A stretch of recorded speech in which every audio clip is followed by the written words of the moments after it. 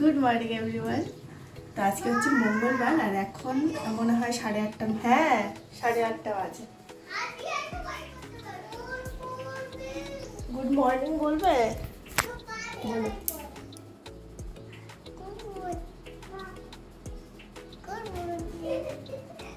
Good morning. আমি অর্পিতা আবারও চলে এসেছি নতুন আরও একটি ব্লগের সঙ্গে। তো আজকে মঙ্গলবার, বাবানের স্কুল নেই, আজকে স্কুল ছুটি। কি এক্সাম যেন আছে ওদের স্কুলে, তো সেই কবে থেকে স্কুল বন্ধ। শুক্রবারে স্কুল যায়নি, শনিবার বন্ধ ছিল, রবিবার বন্ধ ছিল, কালকে সোমবার ঈদ, আজকে মঙ্গলবার বন্ধ। অনেকদিন বন্ধ হলো স্কুল। তো বাবান উঠে পড়েছে সকাল সকাল। বাবাই তো সকালে দেখি জল এনেছে, আমি উঠেছি একটু দেরি করে, 7:30 বেজে গেছে। তো বাবানের বাবাই তো জিম থেকে এসে ও ডিউটি চলে গেছে। ওর আজকে তাড়াতাড়ি ডিউটি, লাইন দূরে যেতে হবে। তো ওকে রুটি বানিয়ে দিয়েছি, রুটি নিয়ে ও চলে গেছে। তো এখন এই যে চা বানাচ্ছি, আমি আর বাবা চা খাবো। চা খেয়ে তারপর একটু পরে রুটি বানাবো। রুটি সব আটা মেখে রেখেছি, একটু পরে রুটি খাবো। তো চলো তোমাদের সাথে নিয়ে এখন থেকে আজকের ব্লগটা স্টার্ট করছি। আই হোপ আজকের ব্লগটা তোমাদের অনেক ভালো লাগবে।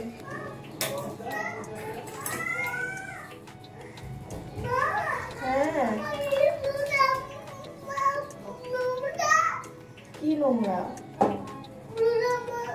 কোথায় কোথায়?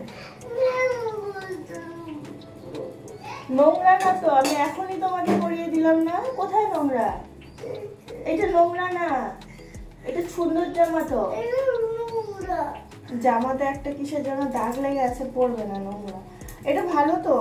দাঁড়াও, দাদুকে আমি চা দিয়ে আসি, ঠিক আছে? দাঁড়াও।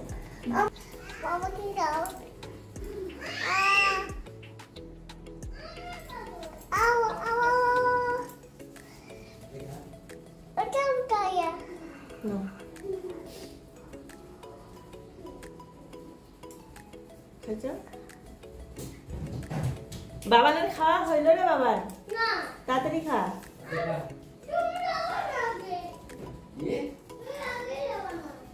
বাবানের বাবাকে সকালবেলা বাজার করতে পারেনি, লাইনে চলে গেছে। আর বাবা আসলে তো বাবাই বাজার করে। তো বাবা বাবানকে নিয়ে বাজারে গেছে, বইও পড়াতে পারলাম না। সকালবেলা বাজারে গেছে, বাজার থেকে ফোন করেছিল, মাছ আনবে করে গেছিল। বাবান বলছে পনির খাবে, তো পনির তারপর সবজি ওগুলো নিয়েছে। নিয়ে আমাকে ফোন করলো যে কি শাক নেবো, এই শাক উঠেছে। এই আর কি। এখন এই যে রুটির জন্য সবজি বানাচ্ছি। বাবানের বাবাকে তো কালকের একটু সবজি দিয়ে দিয়েছি, আমাদের খাওয়ার নেই। তো আমি আর বাবা এখন সকালবেলা রুটি খাবো, তো ওই জন্য আর কি একটু সবজি বানাচ্ছি, আলু বেগুন ঝিঙ্গে সব কিছু দিয়ে। যদিও রুটি খেতে আমার এখন একদমই ইচ্ছা করে না। পান্তা ভাত আছে অল্প, এখন আর খাবো না। এখন একটা রুটি খাবো, দুপুরবেলা যখন ভাত খাবো তার আগে ওই অল্প একটু পান্তা ভাত আছে, ওইটুকু খাবো।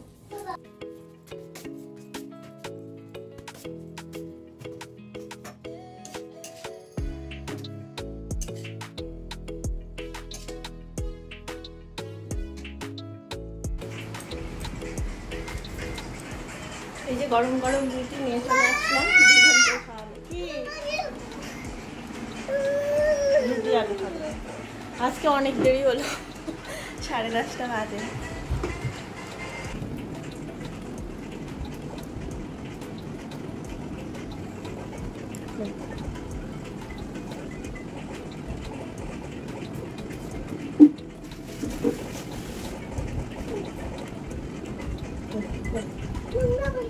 কেন?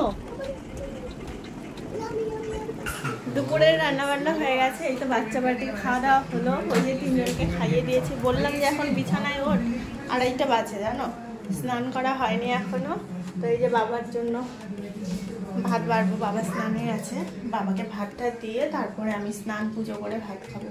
বাবানের বাবা তো আর আসবে না, আস্তে আস্তে অনেক দেরি আছে। অনেক কিছু রান্না হয়েছে, মাছের ঝোল করেছি, তারপর ওই তখন তো রুটি দিয়ে আলু আর বেগুন দিয়ে নিরামিষ সবজি বানিয়েছিলাম, মাছের ঝোল, বাবানের জন্য পনিরের তরকারি, লাল শাক ভাজা, তারপর মাছের মাথা দিয়ে কুমড়ো ভাজা, আরেকটা কি করেছিলাম, আরেকটা যেন কি ভাজা করেছি। তো এই আর কি, অনেক কিছু করেছি। এখন বাবাকে আগে খেতে দিয়ে দিই। জামা কাপড় তো ভিজিয়ে রেখেছি, তো জামা কাপড় ধোয়ার টাইম হয়নি, রান্না বান্নাটা আগে করলাম। বাইরে এখন আবার ঝিরিঝিরি বৃষ্টি হচ্ছে, তো ওই জন্য জামা কাপড় সন্ধ্যার দিকে ধুয়ে দিব, এখন আর ধুয়ে দিব না। আবার এদেরকে ঘুম পাড়াতে হবে, আমি বিছানায় না গেলে এরা তো ঘুমোবেই না।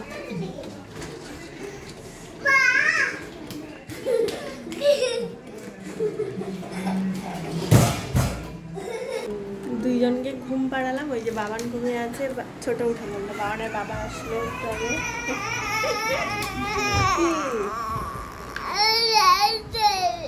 হ্যাঁ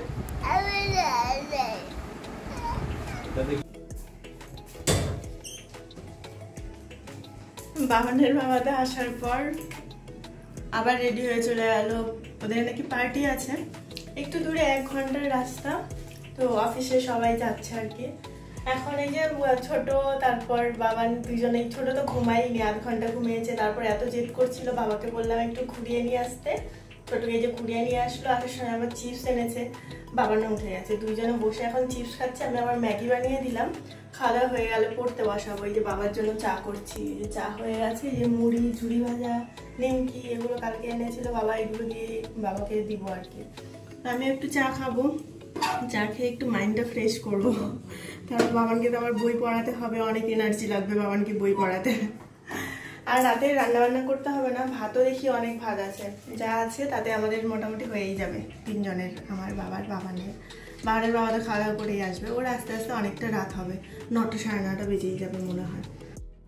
চলো আজকের এই ছোট্ট ব্লগটাকে এখানেই শেষ করছি, আবার ফিরে আসবো কালকে একটা নতুন ব্লগের সঙ্গে। তোমরা সবাই খুব ভালো থাকবে, সুস্থ থাকবে, টাটা।